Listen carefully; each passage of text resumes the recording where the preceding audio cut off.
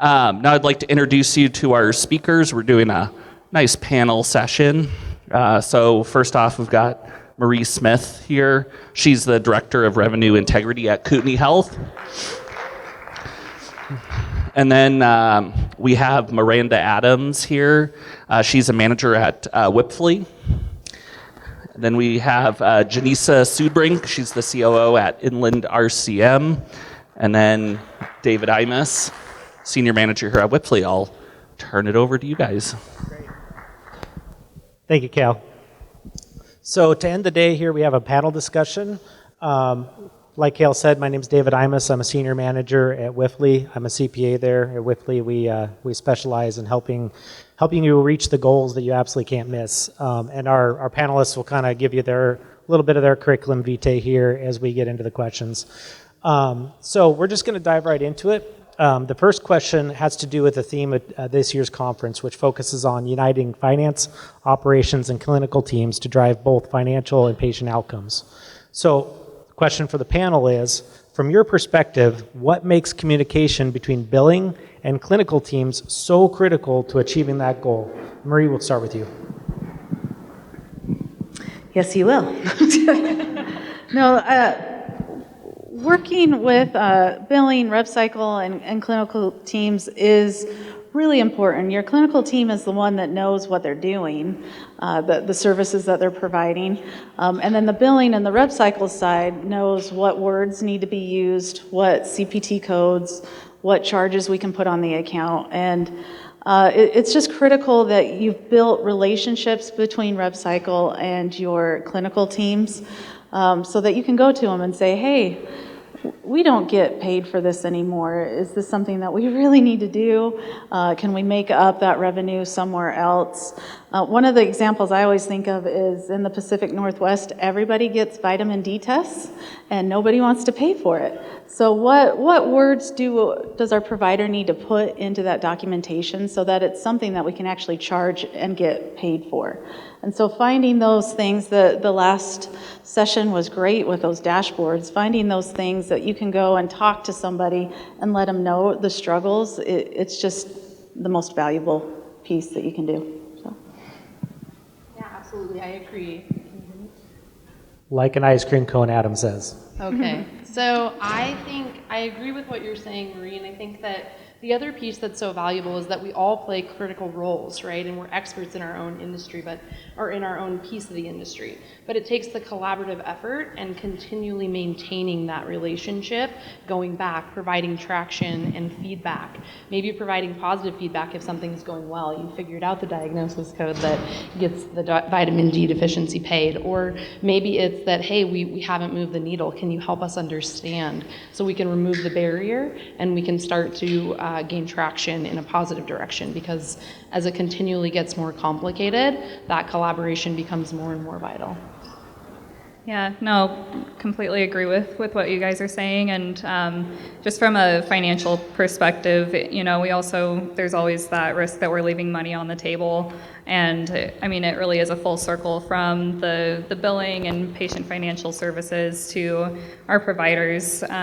If we're missing the step on what we're supposed to be billing for, then we're either we're getting underpaid or we're getting overpaid, and obviously you don't want either of those, especially with Medicare cost reporting. If we're billing those payers and getting overpaid or underpaid, that's going to determine our settlement at the end of the year.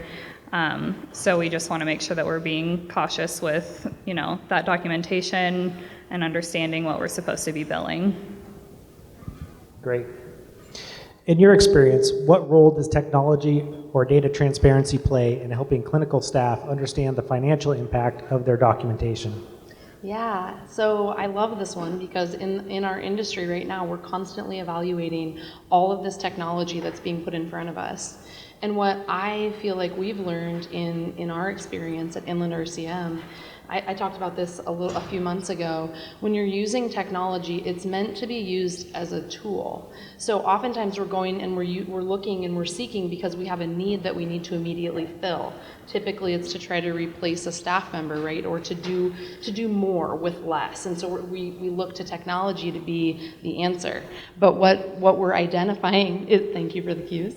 What we're identifying in that, when you evaluate the technology and you start to use it, it's a tool that can't function on its own, and it's something that is required to be continually evaluated and maintained. It doesn't operate independently. So it's not a click of a button or flip on a switch and all of a sudden we have technology replacing our people or replacing a process. Instead, it really works better when it's used to encourage and to improve the productivity of an individual team member or group of people, and then it needs to continually be monitored, right? It can't go by itself and solve it. So when we look at how do we implement things, we need to know that it's an investment, so it's not going to be quick, and it certainly isn't going to be easy. It has to be continually built. We have to have the right players in the room to make sure that the decisions that we're making work for all areas of the organization, because it may solve a problem, it may solve the initial problem. Maybe it's scrubbing, we use technology to scrub for eligibility, but then it creates a downstream impact somewhere else where now we've identified that a member may not be eligible and someone needs to work it. So it doesn't solve that piece, right? So it's a holistic approach to using it as a tool, not using it as a one-size-fits-all or the end-all be-all. Absolutely. I'd also say, reviewing data at a granular level, pulling a couple test claims and, making sure that things look reasonable there, and that the technology is being implemented in the way that it should, because at the end of the day, if we look at it from a bird's eye view, 60,000 foot level, as was mentioned earlier, then maybe we don't know what's going on. So just looking at some of those claims every now and then, just to see what things are looking like, and obviously making sure that we're getting reimbursed as we should be. Also, comparing benchmarks is going to be important. Utilizing technology to make sure that we're looking in line, and having the story to understand why we're measuring up to the benchmarks, or maybe we're not hitting the mark there either. I might be aging myself, but does anybody here remember De Espinosa? Yes. So what was it? Her golden rule, or one of her sayings, was, if it's not documented, it didn't happen. And so in my world, for charging, it's got to be in the documentation for us to charge it. And sometimes we run into clinical folks saying, well, of course that happened. You can't do this without this. And if it's not documented, it didn't happen. And so in the RI space, leveraging tools to help say, if this was there, we could have charged this, is really important. And then also on the flip side, it was documented and we didn't charge for it. And so, using these tools to help, where we used to have 20 auditors looking at every single thing, to just maybe give us the high levels that now our auditors look at 5 accounts based off our technology. And I've seen that help and be really proactive in our space for mischarging. And so, if anything, just remember, Day, it has to be documented. I love that. I love that. It speaks to my little auditor heart, my CPA heart. If it's not documented, it's not done. I've heard that in my career too. That's awesome. And I love how you guys juxtapose we used to use data as like a technology to kind of create high level data, but now we're using it much more granularly in charting and stuff like that. So that's really great.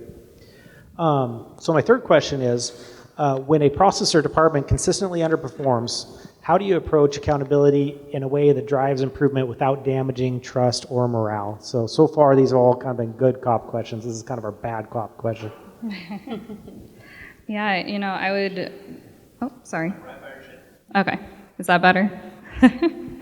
Yeah, so I mean, obviously the first thing that we want to know is we want to understand why we're underperforming.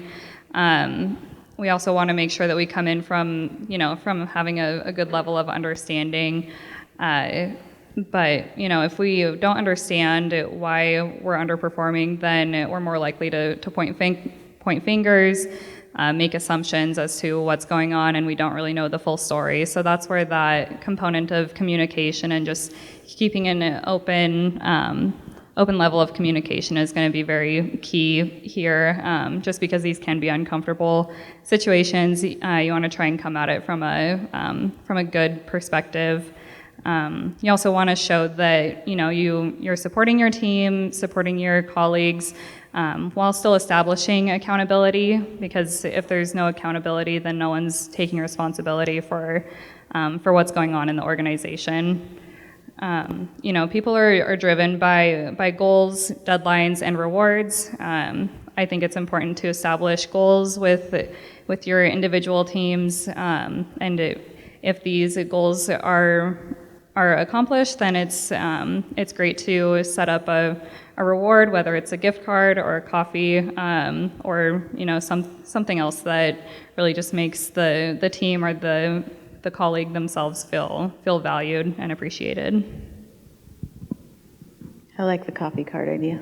That's a good one. I have learned over my career that you need to go to the department or whoever with good, clear data. If you just come in and say, this isn't working, or I'm pointing fingers at you, I need to have the data behind it. So coming in, I call it kindergarten level presentation that anyone can understand with the data, so you can show this is what's happening, this is what you're missing, how can we work together? And I always talk about you have to build a relationship, because you've got to influence people to do something that they don't report to you. So I have found if they like you, maybe you bring a coffee card, it's better. But spending the day with somebody, I just had a department where I went and sat with some nurses for a couple hours.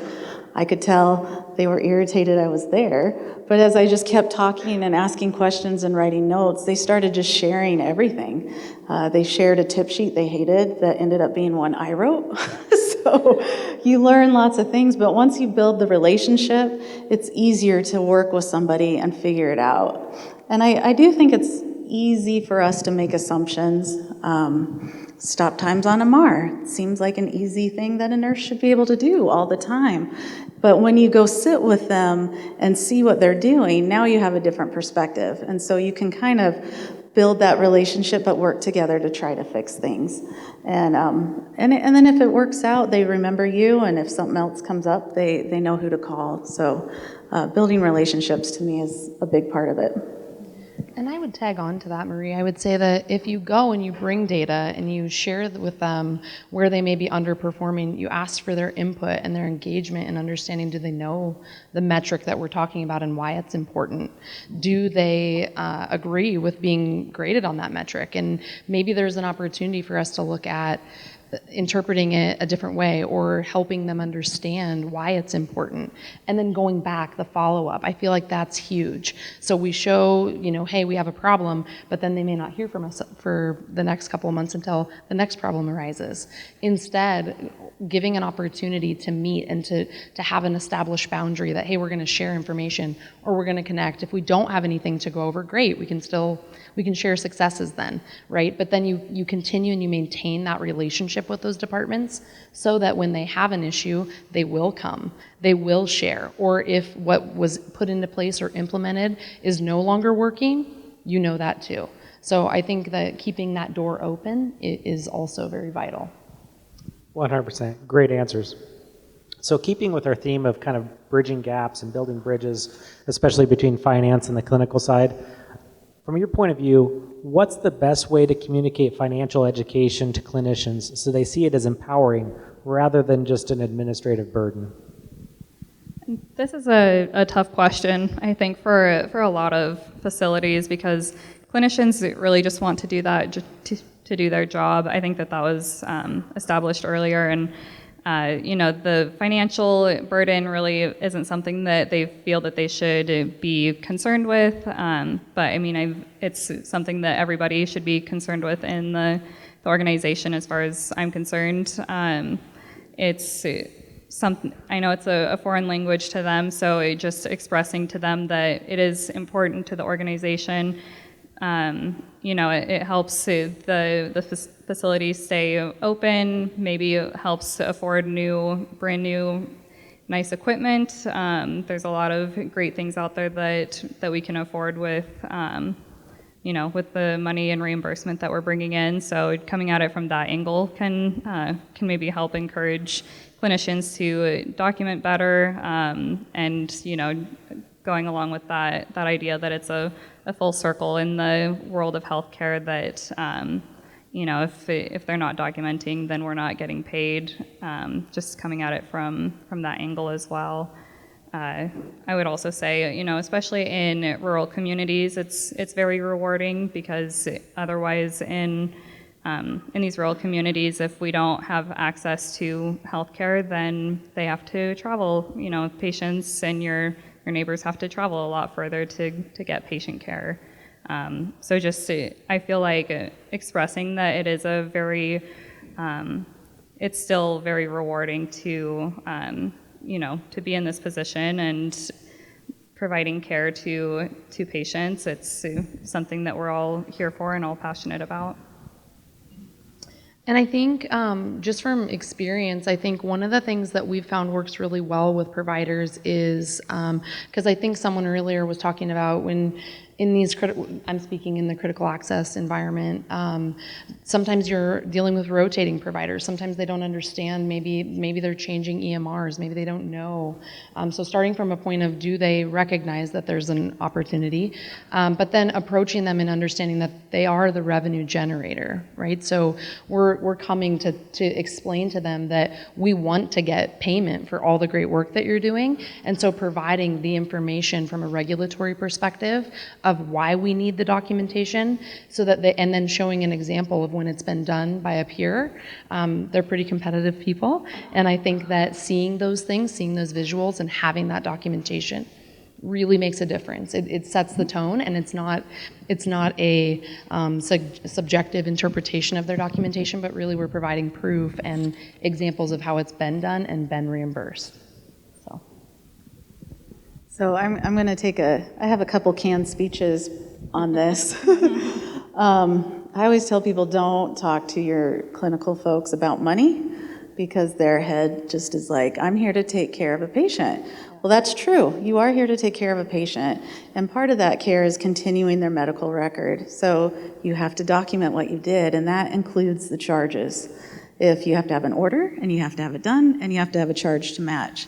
So if you can talk about, this is part of the medical record for you to get the charges on, that's what I care about. Billy over there cares about billing. But if you can do the medical record way, that can speak to people. Also, it's budget season, as you all know, so that's the only time a lot of people talk to me. So we can talk about charges equal productivity. How do you get your productivity? It's by putting the right charge on the right account at the right time. That's a tagline of mine too. So we can talk about now, this season, when everyone's stressed because they haven't met productivity, how can we look at this every month? How can we look at this every day? So you're not coming to me now and asking for a year's worth of looking at things, because I'm not going to. So talking these different angles, if you say the word money, a lot of time they're like, I'm not going to look at it. So productivity, medical record, and then, my last one is, this is part of taking care of a patient. If they can open up that bill and trust that our facility did it right from the beginning, they only get one bill, they don't get it 2 years later. That builds a lot. That's part of taking care of a patient, is from beginning to end. So anyway, I have a couple speeches. So, thanks, Sean. Look for Marie on a TEDx stage near you in the future. So keeping with the same theme here, from a leadership standpoint, how can executives, and we have a lot of executives in the room, I know, how can executives set the tone for collaboration between finance and clinical departments? I get to start this one too. You C-suite are trump cards. So you set the tone. If I go to a department and start talking to them about charging and the C-suite hasn't talked about it in their meetings, hasn't set those expectations, I don't get very far at all. I had a CFO group in Oregon that was amazing. I could email them and say, hey, I'm having a problem with this department, and they'd go down the hallway and say, hey, we need to get this figured out. I've had other hospitals where the CFO is like, meh, they're doing other things. And so I can push things to a really good point, but there comes a time sometimes where I need leadership to step in and help a manager or supervisor understand why this is important. My speeches didn't work. I need that trump card. And so having a C-suite that's involved in rev cycle that understands every piece of it is golden. And if you need a speech on that, come find me afterwards. Yeah, I would agree. I'd add that I think as we look at the interaction at the executive level in the hospital and clinic environments, it's not just one department, right? It's not just the CFO or just the CEO or CMO, CNO. It's everybody working together, and each person has each group, each executive leader has a team of people that have to understand that they too buy in, right? It's not just for the CFO or the CMO. Everyone collaboratively is working together and rowing in the same direction. So I think it's level setting the expectation for the organization and then reaffirming that commitment by demonstrating the support for the initiatives that really move the needle. Yeah, absolutely. And just to kind of echo off of that, just reminding everybody that we're all doing a different job, we're all in a different department, but it's just important to remember what we're all here for, and we're all still on the same team trying to accomplish the same goals, and that is providing patient care. And we want to provide the best patient care that we possibly can in our communities. Also, it can be tough trying to keep the attention of providers when we're trying to educate them on the financial aspect of healthcare, or billers on patient care, but just trying to keep that open line of communication and encouraging that education. Really just it helps set the tone for what we're all trying to do, and remember that we're all doing different things, but again, just trying to accomplish the same goal. Great. So I know we have pretty good representation in this chapter of rural hospitals. I know a lot of you are from RHCs or critical access hospitals.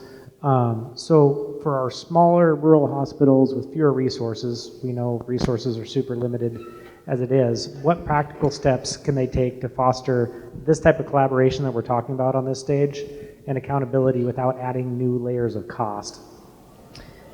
Yeah, so that's me. I get to take this one. And this is very much every day in my work, working with rural communities.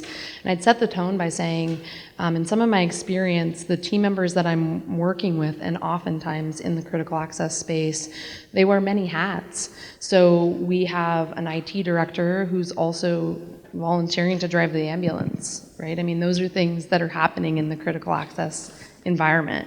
There are many people wearing multiple hats. And so when you look at what do you do with limited resources, how do you achieve success, and where do you start? I really believe that it starts by ruthless prioritization of what's going to impact the AR days or the facility KPIs that have been identified. So coming together collaboratively to identify what those are, because you can't do them all. And it's not practical to do them all. You've got to kind of stagger the approach and then make sure that we're checking back and that we're seeing forward progress, so that we can sort of consider that priority complete before we try to move to the next. So you get a subset of kind of overarching KPIs that everyone can contribute to, that we can move the needle, and then you start to work at adding or maybe changing or evolving the goals. But I think it's identifying that when resources are few, then the priorities need to be drilled down so that we're not all running in different directions, but rather rowing. in the same direction. I love that. Yeah.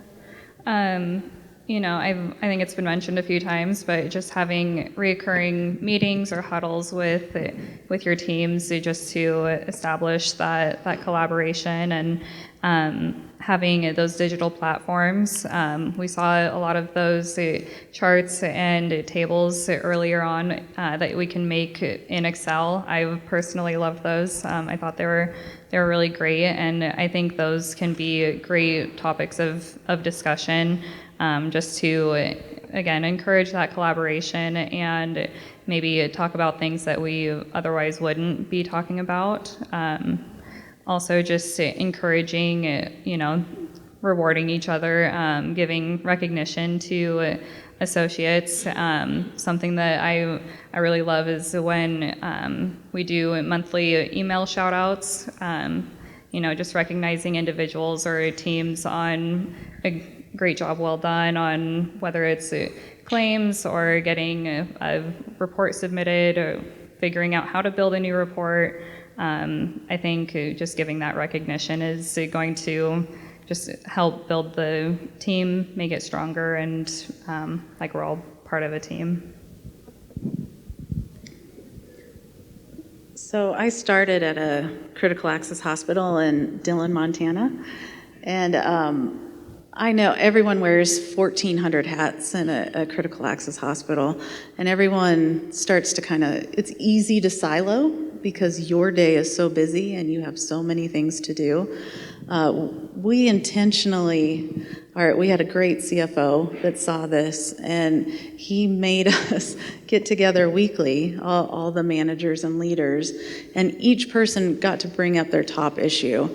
And he gave us the time to work together. So as we're talking about the collaboration, I think in probably anywhere we work, time is precious, but he made it important, and then so we had to make it important. So just getting everyone in a room and talking about what denial's happening, maybe somebody knows something from the registration side that we didn't know in the billing side, and also bringing up all sorts of issues, payer issues, whatnot. And one thing we did every year too that to this day, I still remember is whenever the OIG audit would come out, every single manager in the hospital would sit around a table for a day, and we would go through each of them with the clinical leaders and the rev cycle. And there would be times where I'm like, why am I here? This is a waste of time. But then you would hear something or learn something you didn't know before, and it just built relationships, and then we were able to come up with a plan together. So I think you're about gifts. I'm all about being together. Sorry, that was loud. But yeah, just allowing time for people to talk and not get stuck in their silo. That's when you kind of just get tunnel vision and you miss stuff. So, and then asking for help when you need it. We've got a lot of great business partners here that can step in and help if there's a project that your hospital just can't deal with, but you need to. So working on it and then asking for help. 100%. Our next question, I really want to direct this to our revenue cycle specialist on the stage. It has to do with documentation. Documentation gaps often lead directly to denials. What are some effective ways that you've seen hospitals improve documentation accuracy through better collaboration rather than adding one more rule or one more kind of check the box type of step? Yeah, so a lot of us are on Epic or maybe Meditech, and leveraging the tool that we've all paid a lot of money for to help. I think of trauma. If anyone has trauma coming in and there has to be a sheet filled out, everything has to be done. I know at one of my hospitals, they got that into Epic. So the nurses, so it wasn't a sheet that people scanned in anymore. They were just able to go through, check, timestamp it. How can we make our system work so that it's easy and we get the documentation that we need? Also, a good audit's always fun, but then, taking that audit and actually doing something about it, putting a plan in place. And I always just say, how can we make this as easy as possible for our clinical folks so that we can get what we want? And using Epic, sometimes it's using paper. I'm not a fan of that anymore. But how can we make it as easy as possible to get that documentation in there? And then, just providing feedback. That vitamin D one is one I talk about a lot, because we could say by physician how many times they ordered it and how many times we didn't have the right diagnosis for it. And that's very tangible data. And people can get a little competitive if you put everyone's data out. No one wants to be on the list. So how can we make our data clear and easy to understand? I liked your guys' presentation, by the way. Clear and easy to understand. How do we share it and then follow up on it? And how do we use our tools that we currently have to make it easy? Yes, nicely done. I agree with what you said. I think that the data, and collaborating continually, having a meeting point, providing feedback, education, and sharing the priorities. We see, medical necessity denials. The payers are starting to use the technology to deny as fast as we're trying to adopt the technology, right, to help us on the front end. And so it's that constant communication and monitoring, as you described. I think working with the each of the areas too, I think it's really easy to become siloed. The coding department needs to be communicating with the billing department. The coders have direct lines of communication with the providers. Those relationships are vital. And so even though we may not get the FaceTime with the provider to provide the feedback, the coders do, right? And that is the relationship, and that the director level of the medical records and the different clinical areas, making sure those people understand how their teams are performing, so that they can continue to support and drive that change, or that awareness, I guess. Maybe they're doing well and they need to be recognized for that. So looking ahead, how do you see the relationship between clinical documentation, billing integrity, and patient outcomes evolving over the next few years? I think it's just going to get more important that everybody works together as the landscape changes and all the politics are happening. We need to make sure everything's right up front so that we can get payment. We can keep doing what we need to do. I think it's really interesting too, the ambient technologies that are coming out, where things are being recorded and then automatically coded and charged. And so having kind of those high level audits too, that says, hey, you need to put seasonal depression in so that we get our vitamin D paid. Having that higher level look at the data, because technology is just taken off. And just keeping up on all the billing changes and making sure we've got the right rev codes on things. And so that relationship between everybody is just going to be really, really important. And just another piece too, I think there's a lot of people turning over, moving around more than we ever have before. So sometimes the process works and then you get a new manager in and it breaks. So just always watching and taking care of the data and making sure we're not missing anything is what we're going to have to do. So. Yeah, I think I'll go back to talking about the technology and the fact that it has to be monitored. I mean, I think that is the biggest learning or the biggest opportunity that I think we're all looking to it for, is to solve the immediate. We need help, right? We need to do more with less, and it just keeps kind of snowballing. And I think as we watch technology really come into this space and disrupt the way that we've done things.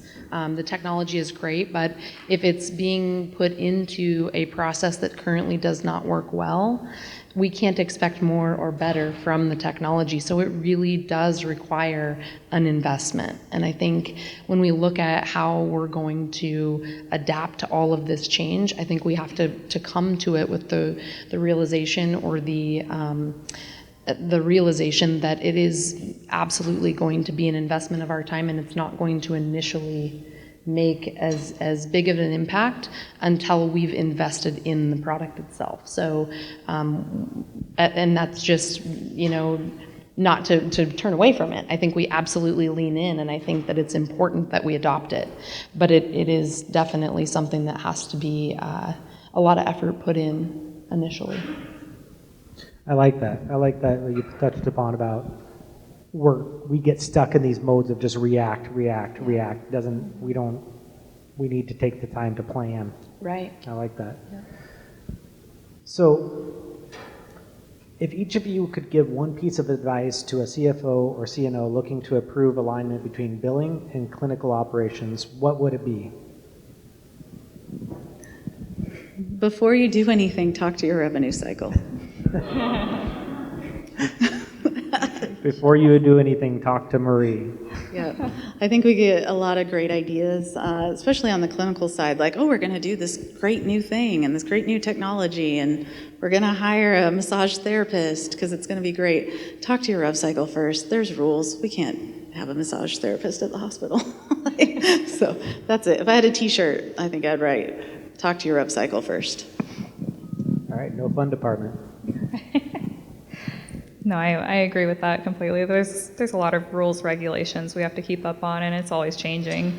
I would also say, technology, I know we've talked about it, but it's only going to become more and more important, especially with the AI becoming what it is, and I feel like there's still so much out there that we have to learn about AI and how it can be used in our hospitals, in our clinics, with our patients, and even behind the scenes.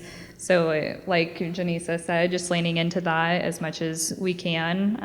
I think there's a lot to be explored into that territory, and it sounds scary, but I think just learning as much as we can and how it can really make things more efficient in the exam rooms, with our patients, with billing. I think that's going to be something really important in the future to really dive into.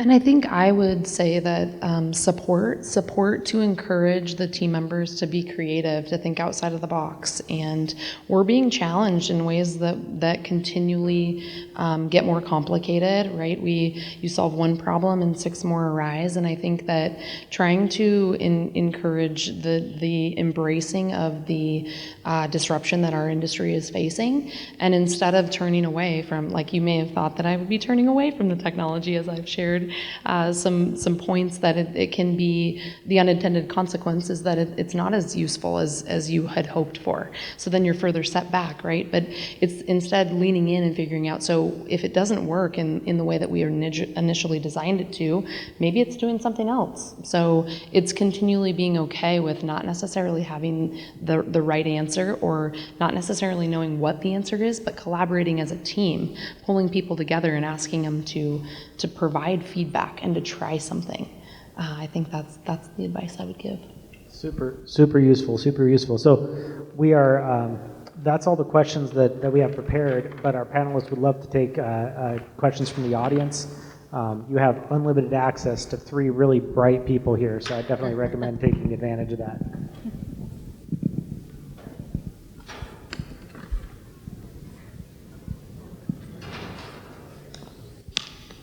It was great to hear you guys talk about collaboration and understanding the roles of different teams.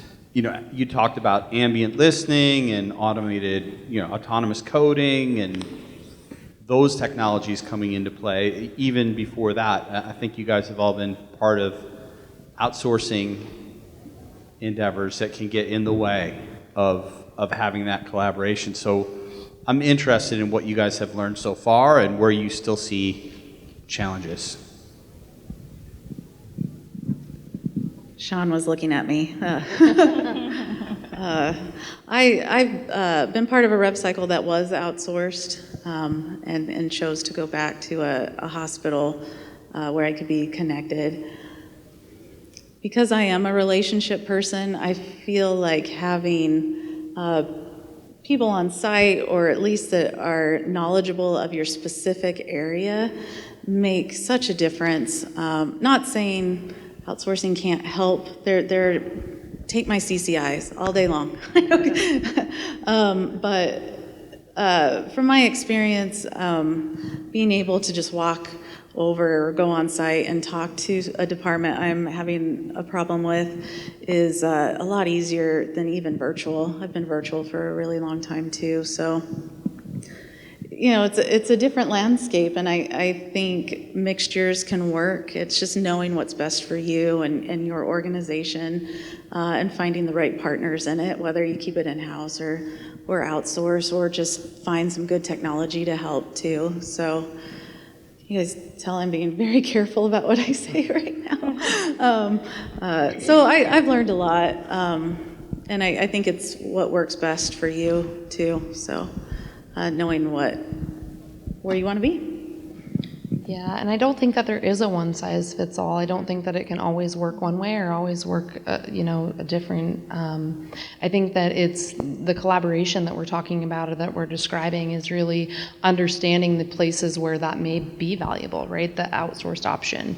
Maybe there's something that's really repetitive that doesn't require the critical thinking and the breakdown and let's solve this you can solve one denial time and time again, or you can actually go to the department and solve it for all of for the rest of the time that we're billing that particular code or that regulation's in place. So I think that it's really important when you look at selecting a partner that it fits your business needs, because it's not one size fits all, and it's going to continually be evolving. And so I think that making sure that the process is well vetted, because it's also not fair to bring a partner into a mess and expect them to be able to solve it if your team couldn't, in the sense that if there's truly a breakdown, a fundamental breakdown, that the only way you're going to solve that is by getting the decision makers in the room. You're going to just keep fixing the same things over and over. So you need to pick the right partner for the right project. Anything from the consulting side, Miranda?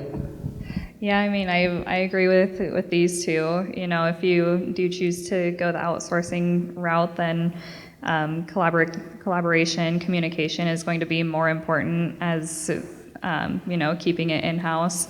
Just because, like Marie was saying, it's easy to just go down the hall and work a problem, but it might be tougher to do the outsourcing for that. But as long as you keep that open line of communication, and I think, like they said, it's if it works best for you and it makes the most sense for your organization, then it's a good option. But like you said, also no one size fits all, and that's what I've got. Great question for this set of panelists and their expertise. Is there any other questions? Are there any other questions, I mean?